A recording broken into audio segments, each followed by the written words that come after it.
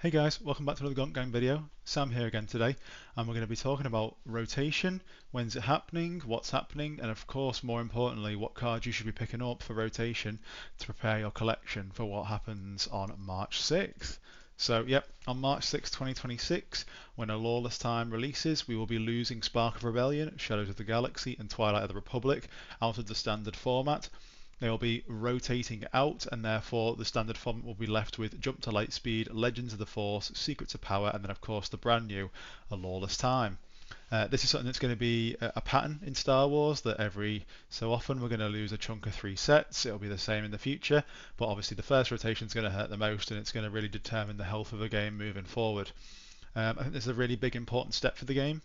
I think we've seen that a lot of cards from Spark and quite a few from Shadows have kind of taken over the meta since they released.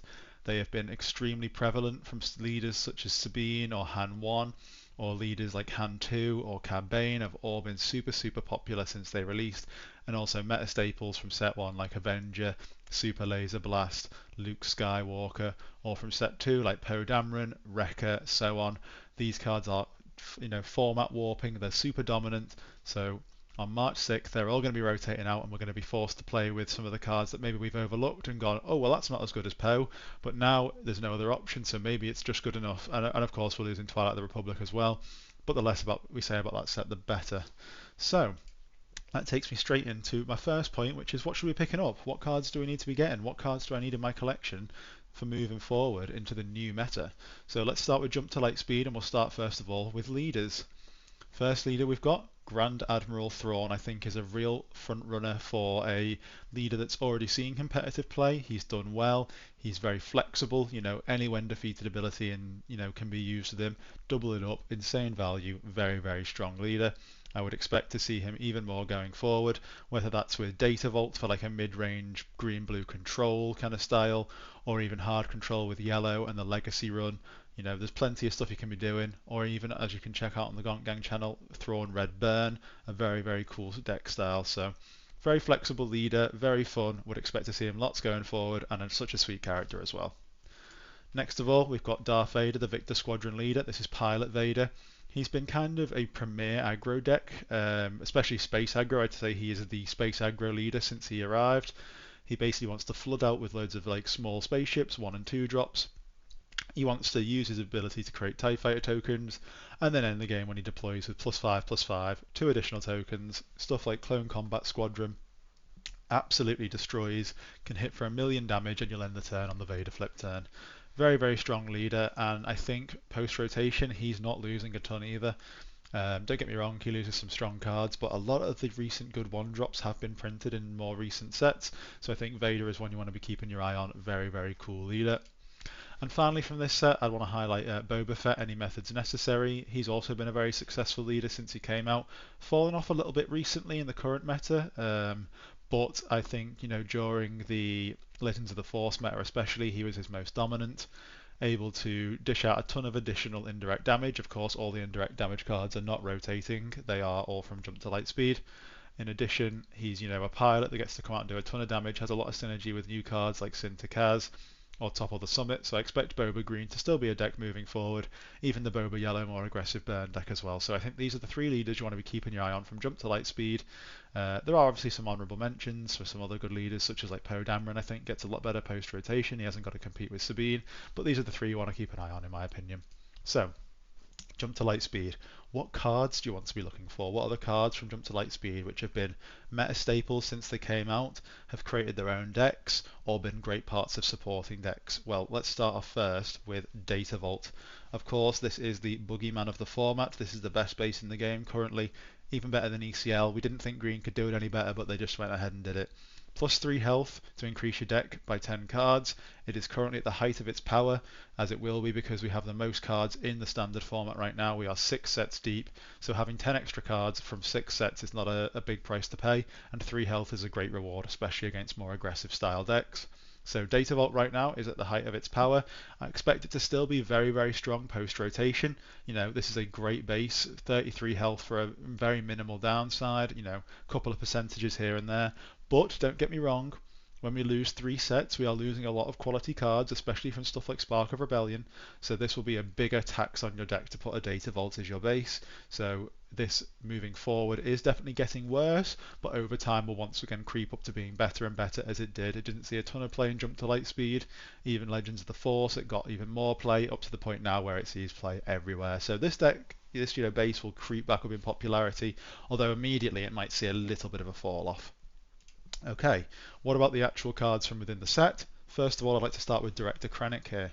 He has been, a real strong card since he came out. A 2/2 for 2 shielded has been a classically good stat line since all the way back in set 1 with Crafty Smuggler, and even later on in Legends of the Force we saw the Secretive Sage, which obviously came with the Force tag, which is very relevant, but just stats for the cost are very strong, hard to kill this kind of unit.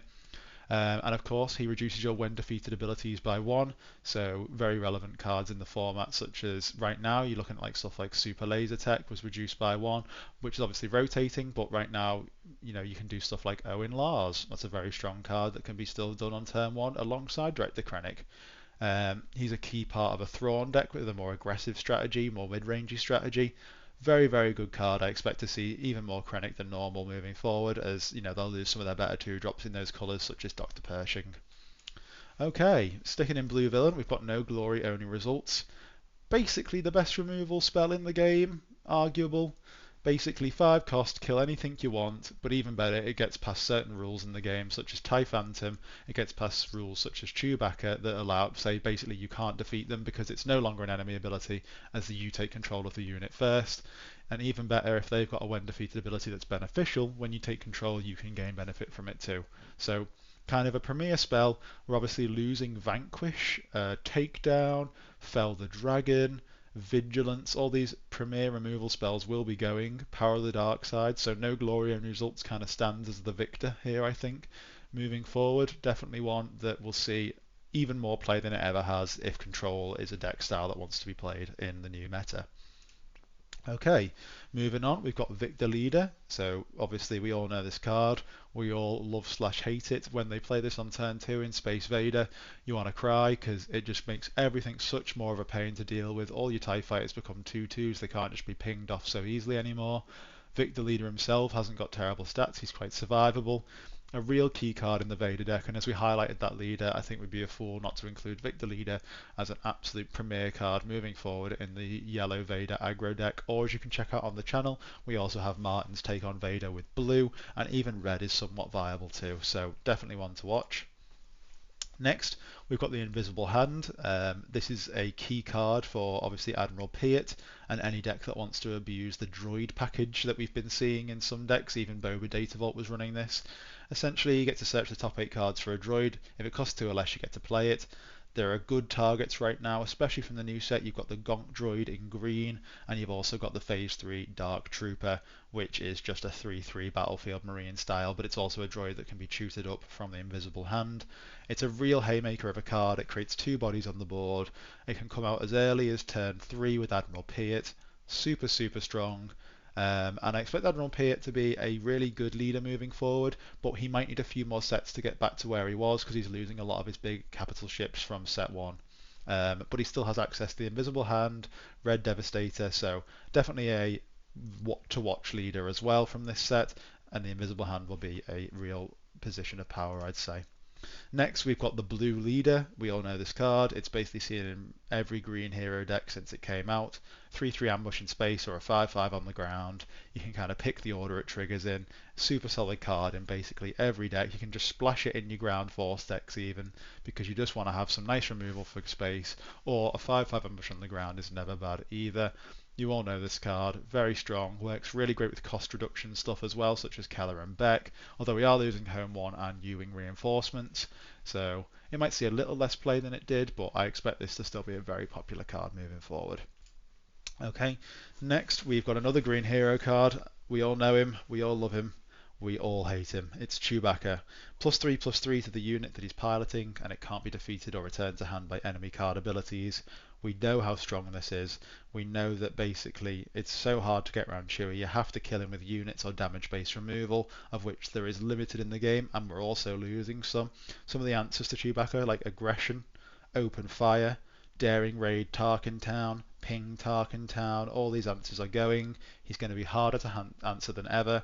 You know, if they go turn 1 A-Wing into Chewbacca, you're going to feel the pain more than you ever have, I think. He's going to be a real early contender for one of the best cards in the format post-rotation. Okay, Red Devastator is the next one. This is basically every red deck's finisher of choice at the moment, every red villain anyway. It comes in with massive stats of 9/6. It gets to deal 4 indirect to each opponent, but more importantly, you get to aim the indirect. So we're talking either 4 to base, or you can do like 1 on a unit and 3 to base. You can ping off, 4 1 health units.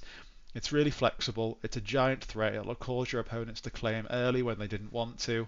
Of course, Admiral Piet's still in the format, so if he's flipped out when you go to the 6 resource turn, you can drop it super early. Planetary Bombardment is still going to be in the game, so Devastator can direct 12 to your opponent's base. I expect this to continue seeing play as the red villain finisher of choice. Next, we've got Cham Syndulla. I've decided to include him, even though he's a little bit more of a rogue choice here, as he has been such a great sideboard card against ramp decks. But the big question on my mind is, does ramp decks exist post-rotation? We don't have access to resupply right now. It might get reprinted, we just don't know. We don't have access to Super Laser Tech, we just don't know if that's going to get reprinted either. We lose stuff like Command, Spark of Hope. So a lot of the ramp things that Cham was countering, even Han 1 as the temporary ramp leader, is leaving. So if ramp cards are printed, new ones, or reprinted, Cham will be relevant once again. He's a great sideboard choice. He is a rebel. He's got good stats for the cost already. He lets your leader come out 1 turn earlier if you play it right as well. So if ramp cards are printed, I think the Cham stocks are back up, but initially, if there isn't much in the Lawless Time set, maybe he goes down. He also doesn't work well against the credit tokens, as they don't give you a resource in terms of how Cham cares about them as the face down resources. It just gives you 1 temporary like floating mana, like magic. So Cham doesn't work well against the credits if that's the style of the next set. So keep your eye on him for future sets though. Next, we've got Ahsoka Tano, Chasing Whispers. Obviously, she's a 3/5 that discards a card from your opponent's hand. If it's a unit, you may exhaust a unit. Super solid force unit here, well statted, relevant ability of discarding and exhausting. Right now, I think she's been slightly overshined overall by the Kira unit from Shadows of the Galaxy that basically comes out with the same stats and names a card from your opponent's hand and it costs 3 more, has a more immediate effect on the board. But post-rotation, Yellow Hero is going to struggle in that slot where Kira was very disruptive and might switch to Ahsoka Tano as a replacement of choice, although most decks are running them both anyway. Next, we've got Krennic Shuttle, the ST-149. This is just a well-statted space unit, 3/4 shielded. It can kind of shift its shield around or shift tokens around, such as experience. It can steal them from your opponent. It's just a well-statted unit. It's nothing amazing, but it's been a real workhorse in a lot of decks since it came out, such as, Gar Saxon, or even like decks that don't have much options, like, double red decks were just running it because it's a good card. Some Vader decks have been running it because it's just a well-statted spaceship. So I'd expect it as a current like solid card that post-rotation, when there's less choice, this will become one of the better cards in the format. And then finally, we've got Sabine's Masterpiece, a card that has seen play. And, admittedly, we are losing one of its more powerful abilities, which is to be able to be ECL'd in and ambushed on curve. And if you've got a green unit, it comes out to 4/4 ambush to kill Falcons. But additionally, Falcon isn't in the format anymore. The 3/4 that comes in ready is not really going to be a problem. So I think Sabine's Masterpiece is just a real solid. It's got great tags, Rebel Vehicle Fighter Spectre. It's got a relevant ability no matter what deck you put it into, as long as it's not a yellow deck and the blue one's kind of situational. Basically, green and red is where it wants to be. Well-statted spaceship, gets to deal relevant damage out. So these are the cards from Jump to Lightspeed I'd keep your eyes on, and we'll be moving on to the next set. So obviously next we got Legends of the Force, a set all based around the Force mechanic. So a little bit more of a niche set in terms of you have to play the cards with the correct base and leader kind of almost, but these cards have been already strong. We've got stuff like Kylo Ren, a leader that obviously did so well at the Galactic Championships and has continued to see some success with either Tarkin Town or even the Green Data Vault version. He essentially acts as this ticking time bomb where if you get to deploy him and do the thing he wants to do and attach all the upgrades, he can just absolutely flip a game on its head. He can be an unkillable sentinel on the ground, or he can one-shot your opponent. He gets to cycle through the deck, so I expect this to be a very popular leader post-rotation. especially since Blue Villain is losing some of its better options right now, such as Kira. You're going to have to choose between like Thrawn, Kylo Ren, or the brand new Chancellor Palpatine, which is still a very similar leader to Kylo Ren, so definitely ones to keep your eyes on. Next of all, we've got Mother Talzin. She's got the action to use the Force and give a unit -1/-1. Obviously, once again, this is the Galactic Championship winner itself, so of course you want to be keeping your eye on her. Importantly, she is a 3/7 on 5, which is the best stats we've seen in the game, and even better, she can shrink something on attack. So you could even look at her as kind of a 4/8, in some kind of world. I expect Talzin to be the premier choice for a aggressive mid-range style blue villainy deck, especially since Gar Saxon's going. I think this all-in on the Force style is going to be more popular than ever. And then finally, we've got Obi-Wan Kenobi, Courage Makes Heroes, a leader that's seen some success. I know Lawson on the channel is a big fan of him and did well in Munich with him, but he's not really won anything big. But importantly, most of his competition is leaving the game. Right now he's competing with mainly Rey, I would say, as the leader of choice that does a very similar thing, gives out an experience token, but Rey has just got a slightly better flip with Restore 3, and also her ability is a little bit easier to pull off, especially on turn 1. You can play a 1-drop and give it an experience, whereas Obi-Wan needs to gain the Force first, so he's had to be paired with the Force base, or even Virgins Temple to gain it immediately. But he does have strong cards to abuse, which we'll talk about in the next section, such as Jedi Consular. So I expect with the competition leaving, Obi-Wan's going to shoot up in the ranks as one of the better green heroes of choice. But we'll wait and see, That's the main thing. Okay, moving on to the cards from Legends of the Force. First of all, we can't talk about Legends of the Force without the Boogeyman. We've got Darth Vader, Twilight of the Apprentice. He's a 5/6 that essentially gets to come out and get a double kill. As long as he has ambush, it's a very important part about Darth Vader. He needs ambush to survive. He is losing ECL. He is losing Time the Intervention. He is losing 2-cost Admiral Piet, so we need more options to give this guy ambush. The current ones that will be set in the game is Cheyenne Flurry, or of course Dryden Voss Leader. So I expect him to still see play in either like Talzin Yellow or Dryden Voss if either of those are decks. But if we get more ambush cards in the future or ways to give him ambush, I expect him to shoot right back up the ranks and continue to be a super dominant 6-resource play.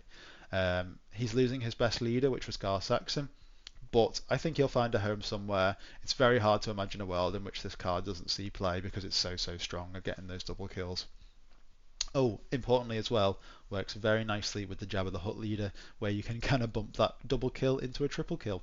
It's happened to me before. Martin did it to me from the channel, and I think I almost cried. So, next of all, we've got Yaddle, a chance to make things right, a 2/4 with Restore 1, and also gives all your other Jedi Restore 1. I'm sure you all know Yaddle by now. 2/4s for 2 have proven to be a very successful stat line. She's slightly even above rate as she comes with Restore 1, which is very nice, and she also gets to dish out Restore 1 to your other Jedi units. So if a Jedi deck is a popular thing after rotation, stuff like Obi-Wan Courage Makes Heroes that we talked about in the last slide, I expect Yaddle to be a premier 2-drop in all those decks, and I don't see a world in which she sees no play. Next, we've got Chirrut Imwe, Blind but Not Deaf, probably the best 4-cost Sentinel that isn't Captain Typho. Arguable that he's even better than Captain Typho, but you just have to be in a Force deck, which makes things awkward and slightly different. He is incredibly defensive, a 3/5 that essentially acts as a 3/7 if played correctly. But you can even make this repeatable, which makes some board states just absolutely cry when they see Chirrut. And also a lot of his best anti-removal is leaving the game. Takedown's not going to be in the game. Force Choke's not in the game. Stuff that can reliably deal 5 is currently leaving the game. Even Tarkin Town was annoying for Chirrut because he can't reduce that damage. So if you're having to actually break through Chirrut's 5 health by attacking into him, it's going to be a sad day for you, and I think he gets better post-rotation. Next of all, we've got Anakin Skywalker, the Champion of Mortis. This guy is seen play absolutely everywhere. There was a time in the meta during Legends of the Force where everyone was splashing all these different hero and villainy cards in their deck to get off Anakin's ability. I think he's calmed down a bit since then, but I think that's just because the green decks kind of proved to be more popular than the blue decks. But I expect post-rotation Anakin to still see a lot of play. You got to splash a card or two in your deck to, get off his ability, but if you pull it off, you get a 5/7 that gets to give out 2 -3s, or can even bunch it up to -6. So He's obviously super strong in the right deck. Decks such as Dryden Voss, which you can check out on the channel, absolutely abuse this guy to hell, as you can even give him ambush reliably as well. He's just such a strong card. He's a very fun card to build your deck around as well, obviously, as you get to splash cards you normally wouldn't. Admittedly, his best splash cards are leading the game. Stuff like Force Lightning, Power of the Dark Side were the popular splash choices for hero decks, but we'll have to see where the meta settles post-rotation. And of course, every set moving forward, we'll be looking for those cheap, action-efficient cards that allow Anakin to be enabled. Very strong card. Next, with the loss of Barrage, we'll be having to move to Craving Power, although already Craving Power has proven to be in some decks even better than Barrage ever was, as the +2/+2 gets to stick around. It's also an upgrade, so if your leader cares about upgrades, you can, abuse that, whether that's the Kylo Ren from the set as we highlighted here, or whether that's other cards that want to play with upgrades like Lama Su. Craving Power is just a really strong card, essentially the fixed Barrage I would call it, although in some decks it's even stronger than Barrage ever was. Especially if you stick it on your leader and it gets to stick around, it's even better. I expect this to really spike in price once Barrage is gone. People realise how important this was to green villain decks. Next, we've got the Force finisher for the heroes. We've got Yoda, my ally is the Force. He gets to stabilise your base by healing 5, and he also gets to dish out a ton of damage on the board, and even better, if he sticks around, it's repeatable damage as well. He is seen play in basically all the top-end Green Force hero decks, namely Yoda or even the Obi-Wan that we highlighted are the best users of him. And if you're playing a Force base and have these colours, there's basically no reason, unless you're a full aggressive deck, to be running Yoda. Healing off your base is so relevant, especially in these colours. Typically, it's only Restore that gets you there in green. You have to pair with blue normally as well. But dishing out repeatable damage, he's got great stats, he's very hard to kill. I expect this guy to see more play than ever if a Force deck sticks around in the meta. Next, we've got the Grand Inquisitor. What I would consider not a very flashy card. He's just a 3/4 hidden raid 1. But Red Villain really does struggle with these 3-drops, typically being one of its weaker areas. And Grand Inquisitor really came in and filled that slot. He's aggressive enough to deal a lot of damage out, essentially coming out and dealing 4 damage if he wants to. He's hard to get rid of with hidden. One of his biggest components that hate him is leaving the game, stuff like Takedown, Open Fire, Ping Tarkin Town. So I expect Grand Inquisitor to see continued play in stuff like Mother Tal's in red, or he might even sneak into some more decks as an aggressive card of choice. He's just very solid. Like I said, nothing flashy, but really solid card. Next, we've got Ki-Adi-Mundi, kind of the mid-range value engine that all red hero decks have been using. If you've got the Force and you're in these colours, Ki-Adi-Mundi is basically a 3 of in your deck. He has been so strong at, drawing 2 cards and getting a 4/4 body out all in one action. Just feels absolutely amazing. He's not even particularly understated. Drawing 2 is an insane payoff for using the Force, but that's why the Force decks have, kind of been kept in check. You have to pay a cost to use the Force in these decks. You A, have to have the Force, and B, you have to be playing a Force deck with the correct base, and that has a health penalty. So that's why he hasn't kind of taken over the meta. But also I do think there's a time where Ki-Adi-Mundi kind of pushed out all the heavy control decks, because having a mid-range tool that develops a body on the board and draws 2 cards proved to be so strong. So I'd expect Ki-Adi-Mundi to continue to see play, maybe even make more of a comeback than he currently has. Okay, next we've got Shin Hati. She's just a 3-cost 4/2 hidden shielded. Obviously with rotation, you lose the first 3 sets of the game, which means there's less cards than we've ever had. So therefore Shin Hati can sneak in as a very well statted unit. 4/2 shielded has already been good. I know cards like, Gar Saxon was using it, Mother Tal's in yellow has been using it, even some more mid-range style Thrawn yellows have been using it, and they're just using it because she's just well statted. A 4/2 can trade up and live. She's just a super solid unit, well statted, and I expect her to sneak into more decks when there's less choices than ever. So next, Qui-Gon Jinn. The negotiations will be short. A card that was hyped up and then never saw a ton of play, but importantly, a lot of his competition is leaving the game.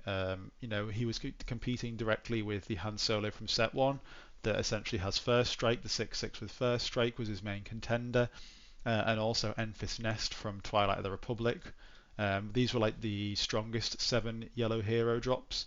So with those gone, does Qui-Gon have a place? I'd say so. I think he comes out, He ambushes for 7, that's a lot of damage, and he also gets to destroy an additional unit essentially, and either put it on the top or bottom of their owner's deck. So you can look at him like a double kill, or he gets a kill and then they have to still remove it and they still get punished for removing him. So I think with those gone, if we need a 7 cost yellow hero drop, Qui-Gon's going to slot right in nicely. Next, we've got Darth Tyrannus, kind of the biggest villain payoff for using the Force in my opinion. He is a 4 cost 4/3 shielded, already pretty good stats. You know, we've seen that be successful with other cards like Iden. But while the Force is with you, he gains ambush, and you don't even have to spend the Force. That's the really important part about this card. So, comes in, ambushes is for 4. You can basically ambush first and then put the shield on and be like a 4/1 or a 4/2 shielded, or you can use the shield first and then just stick around as a 4/3 Force unit. He's just super strong. A very early game payoff for having the Force as well, which, you know, I think that really helps to keep the engine of that deck going, and definitely a card that you see basically 3 copies of in all villain Force decks. Very strong. Okay, moving on to Secrets of Power, the current, you know, standard set that we've got, and we're early into PQ season, so we still haven't seen what's, you know, going to be successful, a flash in the pan, or is going to be sticking around. So of course these are more swinging at the fences and seeing what I think will stick. I think first of all we're going to start off with Chancellor Palpatine as the leader of choice here. I think he's already got some good results. You know, he's able to search up a plot card, of which there are a fair few good ones, especially if paired with Data Vault. He's just a strong control leader. He's able to have a massive flip turn that can either stave off aggression with stuff like Chancellor Palpatine that makes Sentinels, or Sly Moore, who is able to give all enemy units -2 if they attack the base, or the Dogmatic Shot Squad to just throw a big Sentinel in the way. He's seen a lot of success already. I think he's got access to a decent pool of plot cards. He'll only get better as time goes on as well, because obviously the Data Vault will once again grow in power as more sets come into standard. So I think he's already had some results. I expect him to continue to get them. His main contender is probably the Kylo Ren with the upgrades, so it just depends if the plot or the upgrade package ends up being the better choice in my opinion. Okay, next we've got Jabba the Hutt, a leader that's not seeing a ton of play right now, but I think gets way better with rotation. I think that his main competition right now being Gar Saxon. Once he's gone, we need another kind of aggressive mid-range leader of choice for Blue Villain that isn't Force, importantly, as that belongs to Talzin. So I think Jabba the Hutt might slot into that slot. He needs to, you know, obviously damaged units in play for his leader side. Not very relevant, but his post-flip side is very strong. If you basically have a unit that ambushes and survives, it gets to deal out double damage. Very good. I think he does lose a lot of his better tools, once again, like Gar Saxon would have. You know, ECL, very strong with Jabba. Time the Intervention, very strong with Jabba. So we'll have to see if these cards get replaced, or if we just have to play natural ambush units. So time will tell. Next, a bit of a off-meta pick here from me. Definitely one I'm not confident in. I know Leia's seeing no play right now, but with Rey gone, you know, importantly, there will be a vacuum to fill. And if you don't want to play a Force deck with the Obi-Wan from Legends of the Force, the only other choice is Leia. And I could definitely see like a Leia Data Vault kind of being that, you know, deck of choice. When you need just kind of a value grindy leader in these colours. You can still play Data Vault with the blue hero package. You can buff up all your 1-drops. You can still play those 1-drops into experience as long as your deck and hand is crafted well enough. She's definitely a lot more awkward than Rey was, and she might end up seeing no play, but I think that the Obi-Wan is slightly better, but I wanted to include Leia anyway, as this might be something you want to keep your eye on if you don't want to include the Force package. Okay. Next, we've got Dedra Meero, a unit, a leader that was very hyped up actually. I know some people are really high on her in early set in spoil season, and then even more in, like, you know, as the set came out, everyone was jumping on Dedra, especially the double red Tarkin Town aggression variant, but also the Colossus 35 health mega hard control deck, kind of akin to a Bossk Blue from set 2 and 3. I think she's one of the only control leaders in these colours that kind of accesses to a relevant ability. So we'll have to see if hard control comes back at all, if slow Dedra can slot into that, or if you want super mega aggression in the red, she can also slot into that unit. So time will tell for Dedra, we'll have to wait and see, but I just think she's a really sweet leader, one you should definitely play around with. Check out the videos on the channel if you want to see some more. Okay. And then finally, a leader that has crept into some top 8 so far, and you'll be seeing on the channel soon. We've got Sabe double yellow, or Sabe yellow cunning. Essentially, if she attacks a base, or one of her units attacks a base, you get to look at the top 2 cards of the opponent's deck, and you can kind of craft what goes into their hand. You can mill them, you can kind of know what's coming, and then all the hand take cards just work so nicely with her, as you're basically full of information throughout the whole game of what's about to happen to you. And then importantly, she also has a pretty damn good flip, a 3/6 with raid 1 that essentially gets to attack their hand again. It gets the Bazine Natal effect where they have to discard a card and then draw a card. I just think she's a super solid leader, and I think Yellow Hero is going to really struggle with its leader choices post-rotation, because obviously we lose access to the main one, which is Han 1. So these are the leaders I'm excited about seeing post-rotation. Maybe they'll find a place in the meta. I think already some of them, like Chancellor Palpatine and Sabe, have already started to slide in, and these are the ones that are more speculative. Okay, moving on to some of the strong cards from Secrets of Power that you want to be picking up for rotation. First of all, Condemn. I think its most direct comparison is Entrenched. We will be losing that, which essentially neutralizes a unit. Condemn is a very similar card. It gives it -6 and it loses all abilities, as long as you're able to do that very minimal disclose cost of blue villain. The card is already proven to be pretty strong. It's seen play in some decks like the Kylo Data Vault and the Chancellor Palpatine. And when there's less options, as I said, we're leaving a lot of Premier removal behind in the game. So with Entrenched gone as well, maybe Condemn is the option of choice moving forward. Next, we've got Emergency Powers, a card I've been absolutely loving and had a ton of fun with. Basically, it's the most punishing card in the whole game. If your opponent, spends their whole turn tapping out and dealing with your threat, and you've got another small card even, you can just absolutely put all your resources into Emergency Powers, make one giant threat, hit their base for a ton of damage, and then they still have to answer it. It gives it +1 experience for every cost past 1, so if you pump 9 resources into it, you're given a unit +8/+8 permanently, importantly. It's not even a temporary buff. So, super strong card.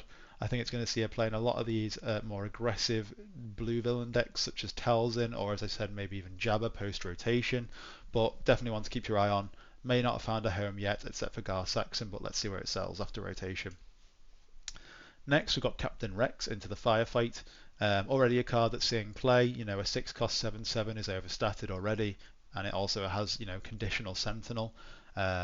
More importantly, the most thing is it has Sentinel when you play it immediately, so a 7/7 Sentinel just coming out of nowhere, especially on this turn, is going to stop basically everything. I don't think any leader can punch past this without upgrades, so you can essentially neutralize their leader flip/attack.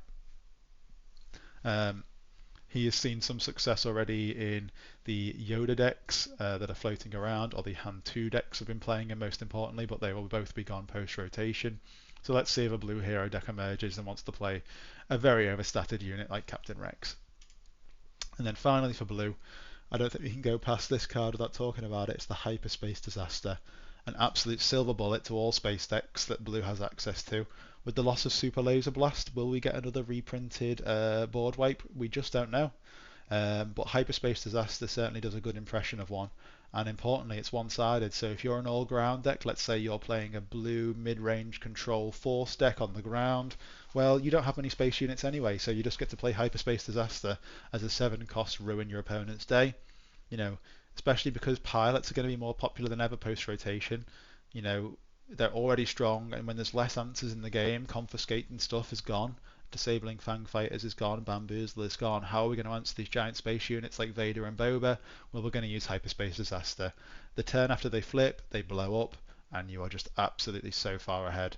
A really great silver bullet card, especially in the sideboard. Okay, moving on to green. We've got Chancellor Palpatine, I Am the Senate. A card that hasn't seen a ton of play yet, just because I think he hasn't got the right leader printed so far to go with him. Or hasn't really found a home, as these cards aren't seeing a ton of play, these plot cards that don't take your whole turn. But I think it's hard to estimate how much value this guy brings. He brings 3 bodies, 2 with Sentinel for the low cost of 3.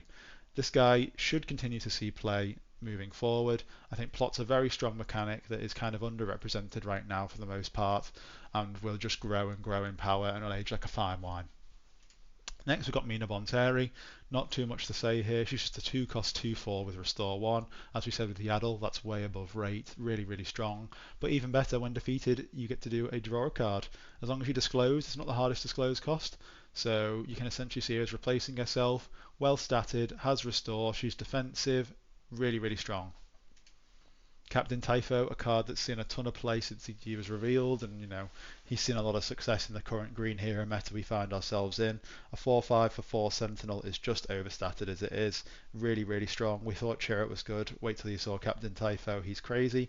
Gets to do some incidental healing, which does matter. It's not irrelevant, but it's not massively relevant either. So I think Captain Typho will see even more play than he does moving forward as just a generically good card in these colours. Finally, for green, talking of generically good cards, we've got Queen Amidala. A 5 cost 5/3, obviously understated, but comes with 2 spies, so you get to go 3 wide. And then also, if damage would be dealt to Queen Amidala, you get to essentially pass it off to another official or Naboo unit, of which the spies are officials. So she's kind of unkillable in a way. Don't get me wrong, you can use removal spells on her, but a lot of those are leaving the game, so damage-based removal will have to be used, and you can just pass it off to a spy. If you try and get Craving powered, just pass it off to a spy. Really, really strong. She kind of works in any green hero deck. She is just a value engine. Next, we have got another auto-include card here. Secret to Power seems to have a few of them. We've got Karis Nemik. I don't think I need to explain this guy a ton. A 2 cost 3/2 with Hidden, and when he dies you can disclose to make a spy token and ready it. Quite possibly the best card in the game right now. Definitely the best 2-drop ever printed in Star Wars. He's got good stats. 3/2 Hidden is already pretty good, but even worse, he makes a spy when he dies and it comes in ready. He's guaranteed damage more or less. Absolutely get a playset of this guy before he spikes up even more post-rotation when we lose options that we would have access to previously. Next, the Outer Rim Constable. He'll definitely shoot up in stocks as we are losing access to Confiscate, although that may get reprinted, I don't know. And Disabling Fangfighter, 2 key cards that have always been the go-to choice for I will destroy an upgrade.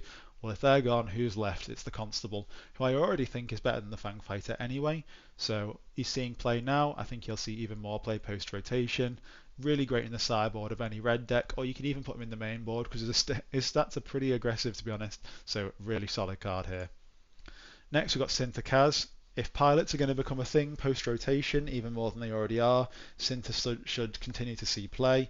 You flip Boba into a spaceship, well, you usually had to wait an action. That was his most vulnerable part, as you could get killed by a number of things. Well, Cinta sorts that problem for you. You get to attack immediately. You develop a 5/5 on the ground, which isn't half bad either. Cinta is just an absolute powerhouse in decks that want to have really large leaders. And if any more are printed in the future, I think Cinta will continue to see more and more play. Really, really strong. And speaking of large leaders, we've got Sudden Frosty here. A +3/+0 for 3, but also importantly has the keyword of plot. So when you flip, you can put this onto your leader or even another unit. It doesn't have to be a leader, and just pump out a ton of damage, more than you were ever expecting. Has a ton of synergy with some leaders that want to go as big as possible, or leaders that have like skewed stats, like a 2/7 or a 3/8. Well, all of a sudden that's a 6/8. That's way more aggressive, way more the stat line that you were looking for. Or you can use this with Han from Jump to Lightspeed. That's odd cost Han, and you essentially get to play this for free and ready all your resources because of how he interacts with plot. Very, very powerful.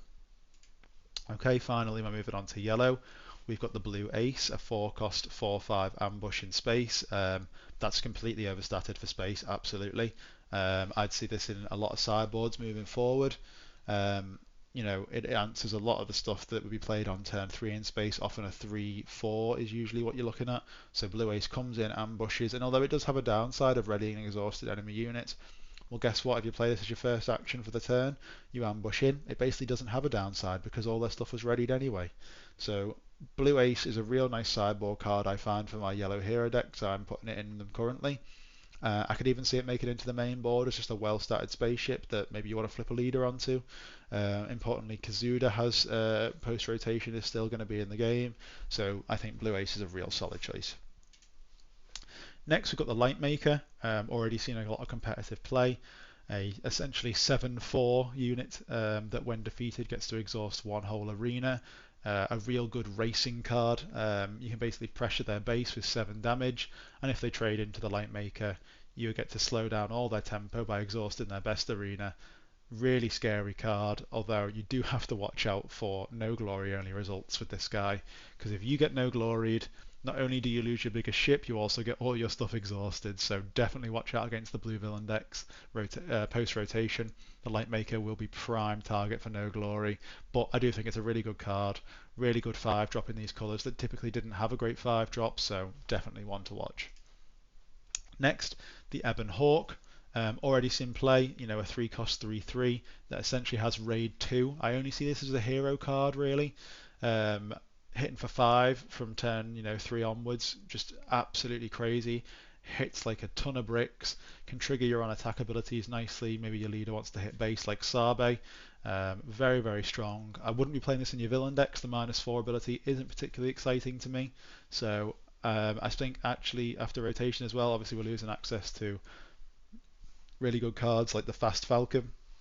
So the Ebon Hawk will slot nicely in those places where we're missing some more of our powerful cards. And then finally, Darth Nihilus.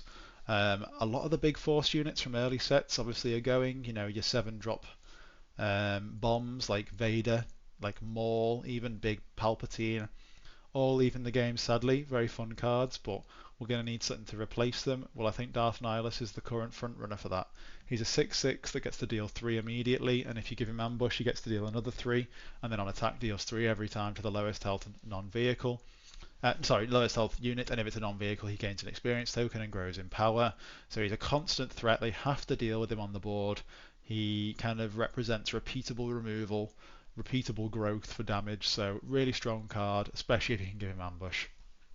Okay, so quickly went through the current 3 sets that will be in the post-rotation world, shall we say. Obviously, we'll also be joined by a Lawless Time, but we don't know what's in that, in the current day. So those are the cards I would say keep an eye out for. Maybe pick up if you can before the price spikes on some of them, especially some of the more pricey cards as they go up. Stuff like Karis Nemik, I think, will definitely be going up. So let me know what you think in the comments below. Did I miss some? Did I completely, gloss over some of the crazier cards? Have I missed some completely? Have I missed out some important leaders? Just let me know in the comments below. Let's have a discussion. Importantly, remember to join the Discord. The description has the link in. We are talking in there all the time. We're a very active community. We're really enjoying the engagement. Hope you're enjoying these videos at the moment, guys. Happy holidays, and we'll be catching you in the next one. See you around, guys. Thank you. Bye-bye.